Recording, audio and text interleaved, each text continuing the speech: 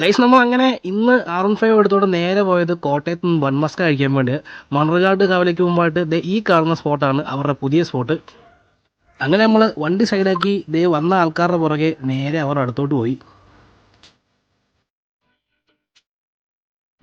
ഞാൻ ചെന്നപ്പം ഇത്രയും പേര് ഓൾറെഡി ക്യൂലുണ്ടായിരുന്നു. സോ ഞാൻ നൈസായിട്ട് ബാക്കി ഒരു സ്പോട്ടൊക്കെ പിടിച്ചു. നമ്മുടെ ചേച്ചി എല്ലാവർക്കും വേണ്ടി സ്നേഹത്തോടെ ബൺമസ്ക തയ്യാറായിക്കൊണ്ടേയിരുന്നു. മാത്രമല്ല നിങ്ങൾക്കിവിടെ പാർസൽ ഫെസിലിറ്റിയും അവൈലബിൾ ആണ്. നമ്മുടെ ഫുഡ് ഐറ്റംസ് കഴിക്കാൻ വേറെ ബെഞ്ചൊന്നും ഇല്ലാത്തതുകൊണ്ട് ഞാൻ നേരെ ഈ കാണുന്ന മതിലിൻ്റെ സൈഡിലോട്ട് ബൺമസ്കയും ചായയും കൊണ്ട് വെച്ചു. അങ്ങനെ നമ്മൾ ബൺമസ്ക ട്രൈ ചെയ്യാനായി കയ്യിലേക്ക് എടുത്തു. അവർ പറഞ്ഞതനുസരിച്ച് നേരെ ചായയിലേക്ക് മുക്കി.